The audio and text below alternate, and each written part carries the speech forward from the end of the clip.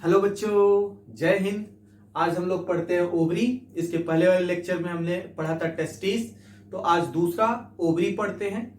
Ovary से secret होने वाले हार्मोन्स के बारे में पढ़ते हैं। तो इन जनरल अगर बात की जाए तो ओवरी से 3 हार्मोन्स निकलते हैं। एक एस्ट्रोजन नाम का हार्मोन्स निकलता है, दूसरा प्रोजेस्टेरॉन नाम का हार्मोन्स निकलता है, और तीसरा रिलैक्सिन नाम का हार्मोन्स निकलता है। अगर हम इस रिलैक्सिन हार्मोन्स की बात करें, यह ओवरी के अलावा प्लेसेंटा से भी सेक्रीट होता है, ये दूसरे ऑर्गन से भी सेक्रीट हो सकता है। तो इन जनरल 2 ही चीज जानेंगे। तो रिलैक्सिन प्लेसेंटा और ओवरी दोनों से सेक्रीट होता है। तो रिलैक्सिन की अगर हम बात करें तो रिलैक्सिन ये पर्चुरेशन में सहायता करता है। तो कैसे सहायता करता है? तो रिलैक्सिन जो फीमेल्स का प्यूबिक सिम्फाइसिस होता है उसको ब्रॉड कर देता है ताकि पर्चुरेशन अच्छे से हो पाए। उसको नैरोवेस्ट कर देता है at the time of puberty, उसको नैरोवर कर देगा, खींचना शुरू कर देगा, जिस कारण से जो कि पर्चुरेशन में मदद करता है। तो हम सीधा सीधा कह सकते हैं रिलैक्सिन पर्चुरेशन में सहायता करता है। बस इसका यही एक इसेंशियल फंक्शन याद रखेंगे, इससे ज्यादा और कुछ पूछता नहीं है। तो सबसे पहले हम बात करते हैं ओवरी की। तो ओवरी, तो ध्यान दीजिएगा, ओवरी की अगर हम बात करें, इसको हम कहते हैं फीमेल सेक्स ऑर्गन। जिस तरह से टेस्टिस को हम कहते थे प्राइमरी मेल सेक्स ऑर्गन, उसी तरह से ओवरी को हम कहते हैं प्राइमरी फीमेल सेक्स ऑर्गन। तो ovary is the site of oogenesis। This is the site of oogenesis। कहने का मतलब यहां पर ओवम का फॉर्मेशन होता है, इसलिए कहते हैं ovary is the site of oogenesis। Ovary primary female sex organ होता है। ओवरी का शेप ओवल शेप होता है। ओवरी का लोकेशन, तो ये कहां होगा? तो यह एब्डोमिनल कैविटी में होगा। एब्डोमिनल कैविटी, तो ओवरी एब्डोमिनल कैविटी में होगा, लेकिन टेस्टिस एब्डोमिनल कैविटी में नहीं होता है, वो स्क्रोटम में होता है। ओवरी एब्डोमिनल कैविटी में होगा, एब्डोमिनल कैविटी में पेल्विस कैविटी होगा, और उसी के अंदर ये ओवरी होता है। तो ओवरी इन जनरल एक पेयर होता है, तो आप कह सकते हैं 1 पेयर ओवरी होता है। 1 पेयर कहने मतलब 2 इन नंबर होगा। तो ओवरी यह यूट्रस और फैलोपियन ट्यूब के वाल से अटैच होता है। तो attached with wall of uterus and fallopian tube. Fallopian tube जिसके द्वारा अटैच्ड होता है, उस स्ट्रक्चर का नाम होता है ओवेरियन लिगामेंट।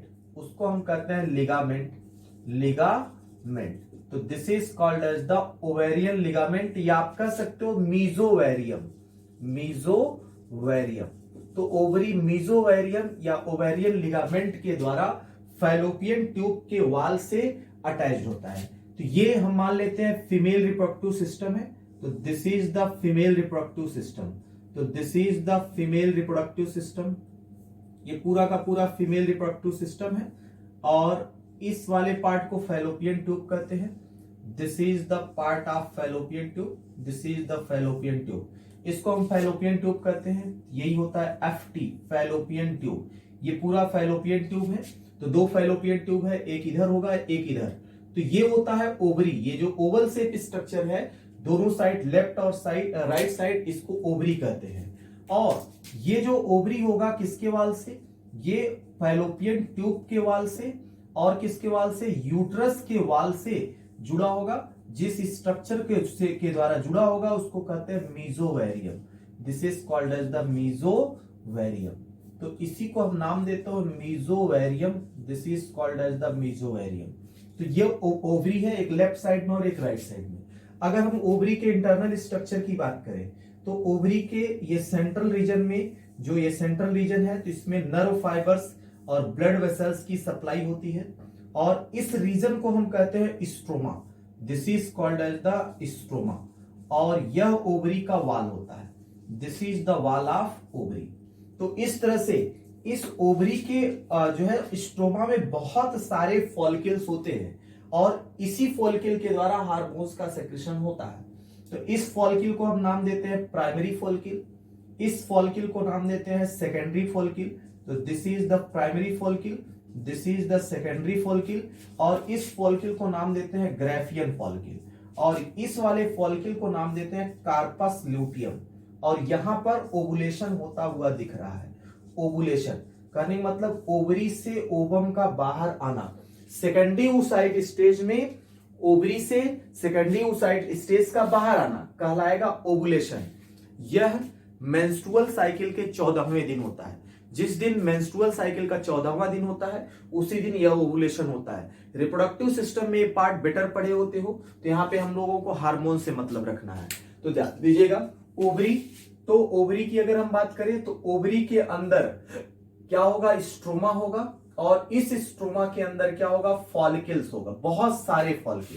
तो एक होगा प्रीमोडियल फॉलिकल, दूसरा होगा प्राइमरी फॉलिकल, तीसरा होगा सेकेंडरी फॉलिकल्स, चौथा होगा वेस्कुलर फॉलिकल, और पांचवा होगा ग्राफियन फॉलिकल। इसी ग्राफियन फॉलिकल को हम मैच्योर फॉलिकल कहते हैं। This is called as the mature follicles. इसको हम कहते हैं मैच्योर फॉलिकल। और इसके बाद बनता है रेड फॉलिकल, रेड फॉलिकल जिसको हीमोरोहिजिकम कहते हैं, और फिर बनता है yellow follicle, yellow follicle, yellow follicles बनता है। तो इस तरह से कई तरह के फॉलिकल्स दिखाई दे रहे हैं इस स्ट्रोमा में। प्रीमोडियल फॉलिकल सबसे पहले बनेगा। यहाँ पे oocytes जो होंगे, ओगोनियम जो होंगे वो है ना ग्रैनुलोसा सेल से कवर्ड होंगे, तो प्रीमोडियल इनकम्प्लीटली कवर्ड होंगे तो प्रीमोडियल फॉलिकल बनेगा। और डेवलप होगा तो प्राइमरी, और डेवलप हो गया तो सेकेंडरी, और डेवलप हो गया तो वेस्कुलर फॉलिकल, और फिर फाइनली ग्राफियन फॉलिकल बन जाएगा। तो ग्राफियन फॉलिकल यही वाला स्ट्रक्चर है। ये पूरी तरह से मैच्योर है जिसको ग्राफियन फॉलिकल कहते हैं। इसमें आप देख रहे हैं ग्रीन कलर का लाइनिंग है और एक ब्लू कलर का लाइनिंग। तो एक होता है यहाँ पे थीका इंटरना लेयर और दूसरा होता है थीका एक्सटर्ना लेयर। यही जो थीका इंटरना लेयर है, ये जो इस ग्रीन वाले लेयर को हम कहते हैं, ग्राफियन फॉलिकल के ग्रीन वाले लेयर को कहते हैं theca interna. This is called as the theca interna, theca interna. और ये जो ब्लू वाला है इसको हम कहते हैं theca externa. This is called as the theca externa. तो this is called as the theca externa. इसको हम थीका एक्सटर्ना के नाम से जानते हैं। तो थीका इंटरना और थीका एक्सटर्ना, ये ग्राफियन फॉलिकल में दो लेयर होते हैं, थीका एक्सटर्ना और थीका इंटरना। इसी थीका एक्सटर्ना से इंटरना से हार्मोन सेक्रीट होता है। तो एस्ट्रोजन का सेक्रेशन थीका इंटरना सेल से होता है। अच्छा, आगे हम बात करते हैं इस ग्राफियन फॉलिकल को मैच्योर फॉलिकल कहते हैं। ग्राफियन फॉलिकल में जो oocyte, सेकेंडरी oocyte है वो बाहर निकल जाएगा और इस तरह से हीमोरोहिजिकम, एक लाल कलर की फॉलिकल बन जाएगी जिसमें क्लॉटेड ब्लड होता है, जिसको हीमोरोहिजिकम कहते हैं। और इससे बन जाएगा कार्पस ल्यूटियम। जब ये सूखेगा, ब्लड क्लॉट करेगा तो सूख जाएगा, रिट्रैक्ट कर जाएगा तो बन जाएगा कार्पस ल्यूटियम।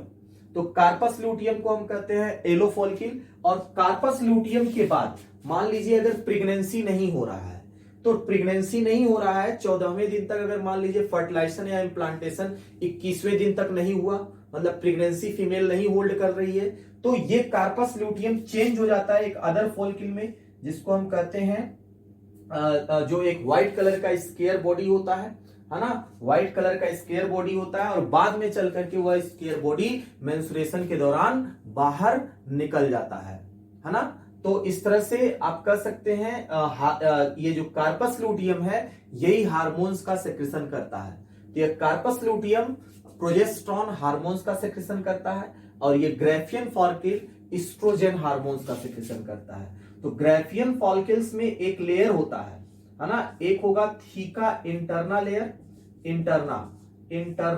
इंटरना लेयर, और दूसरा होगा थीका एक्सटर्ना लेयर, एक्सटर्ना। तो ग्राफियन फॉलिकल का जो थीका इंटरना लेयर होता है यही एस्ट्रोजन का सेक्रेशन करता है।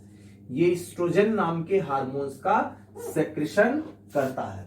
इसका सेक्रेशन करेगा, एस्ट्रोजन नाम के हार्मोन्स का सेक्रेशन करता है। और ये जो कार्पस ल्यूटियम है, तो कार्पस ल्यूटियम ये प्रोजेस्टेरोन हार्मोन्स का सेक्रेशन करता है, प्रोजेस्टेरोन नाम के हार्मोन्स का सेक्रेशन करता है ना, प्रोजेस्टेरोन नाम के हार्मोन्स का सेक्रेशन करता है। ठीक। अच्छा, अब यहाँ पे हम देखते हैं, जैसे मान लीजिए इसके हार्मोन्स की हम बात करते हैं, तो ओवरी से आप याद रखिएगा 3 हार्मोन्स निकलते हैं। एक का नाम है इस्ट्रोजन, इस्ट्रोजन, इस्ट्रोजन। दूसरा का नाम है प्रोजेस्टेरॉन, प्रोजेस्टेरॉन। और तीसरे का नाम है रिलैक्सिन, रिलैक्सिन। ये 3 हार्मोन्स ओवरी से निकलते हैं। तो इस्ट्रोजन, प्रोजेस्टेरॉन और रिलैक्सिन।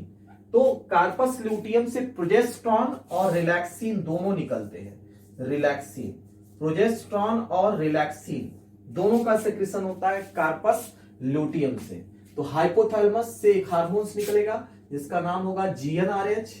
तो GnRH गोनाडोट्रोपिन रिलीजिंग हार्मोन्स, और ये एंटीरियर पिट्यूटरी को स्टिमुलेट करेगा, और एंटीरियर पिट्यूटरी FSH और LH नाम के हार्मोन्स को सेक्रेट कर देगा। फॉलिकल स्टिमुलेटिंग हार्मोन्स और ल्यूटिनाइजिंग हार्मोन्स। तो follicle stimulating hormone Graafian follicles के थीका इंटरना सेल को स्टिमुलेट करेगा, और ये थीका इंटरना सेल एस्ट्रोजन नाम के हार्मोन्स को सेक्रेट कर देगा।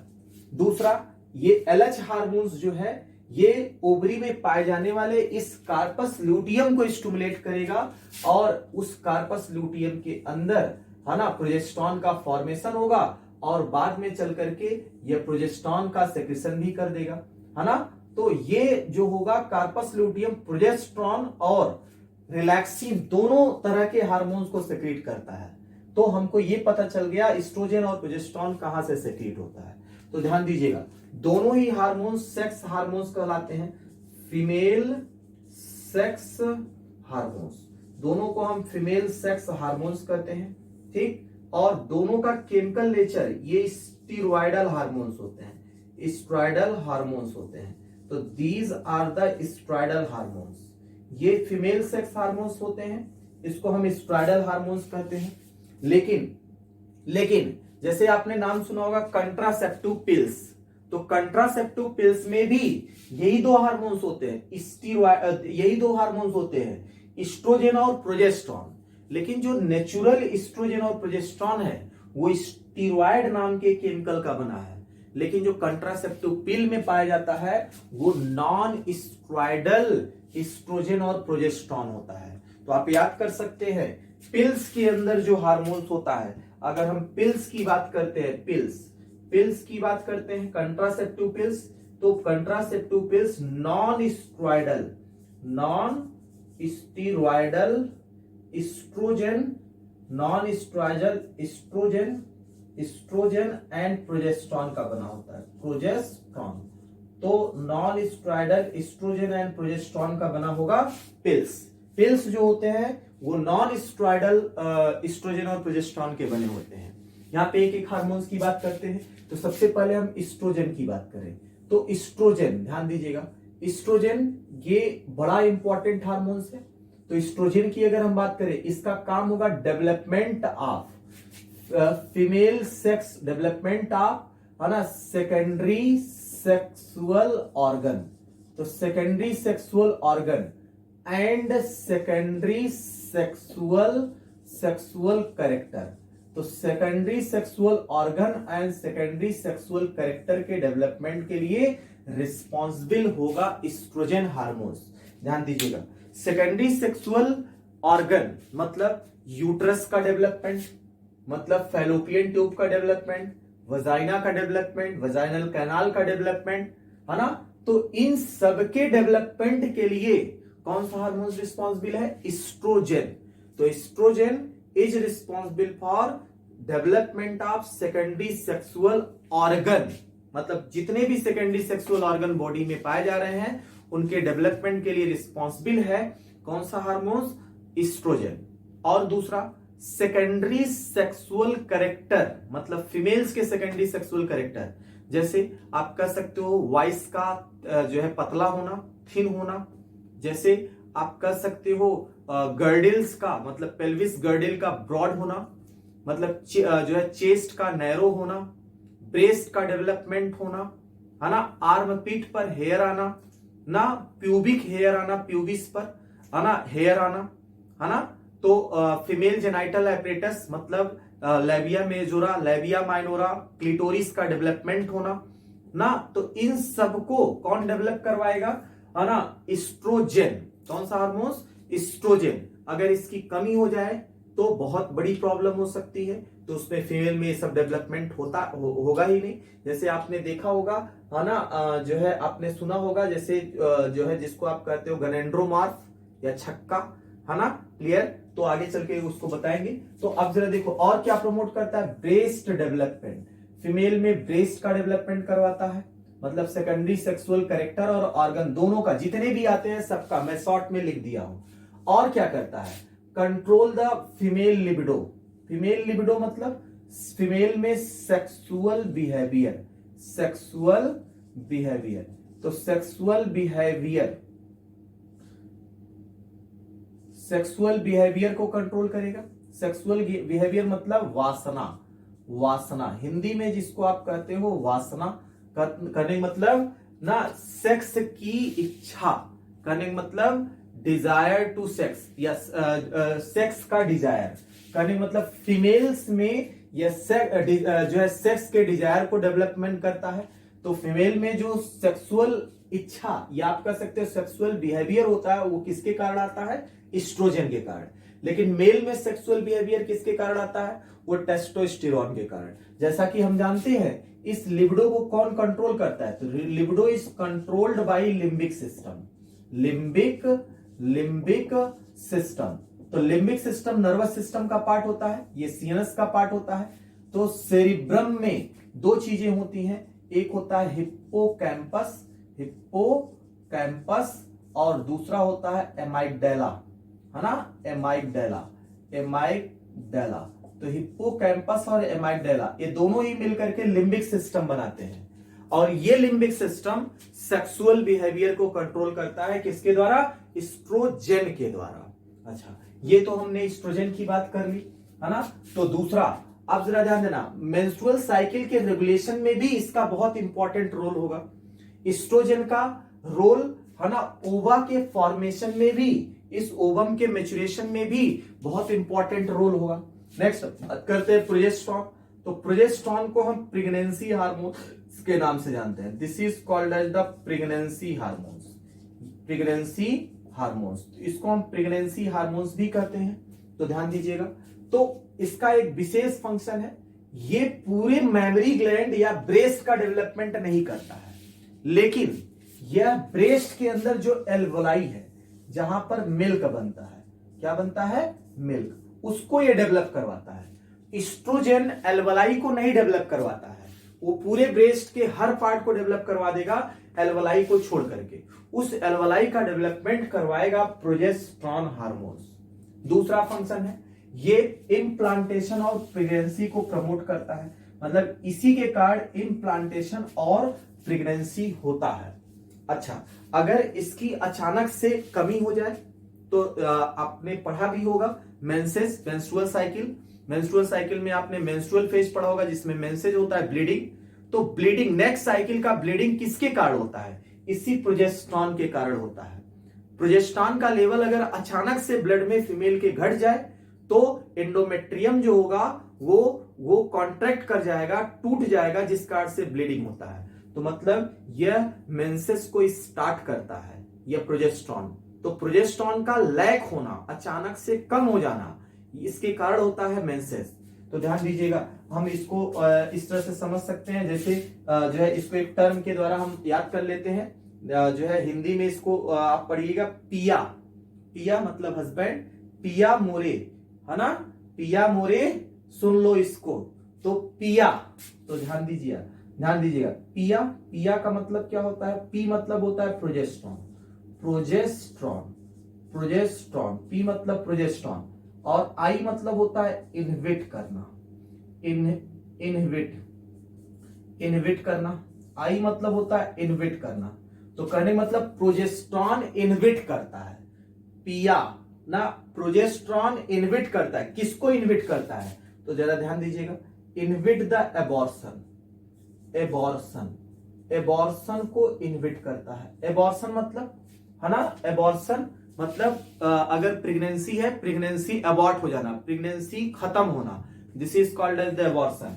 तो ये प्रोजेस्टेरॉन यह प्रेगनेंसी को होल्ड करवाता है, ना कि एबॉर्ट करता है। तो आप कह सकते हैं these inhibit the abortion, abortion को रोकता है। और क्या करता है, maturation of Graafian follicle, maturation inhibit the maturation of Graafian follicle.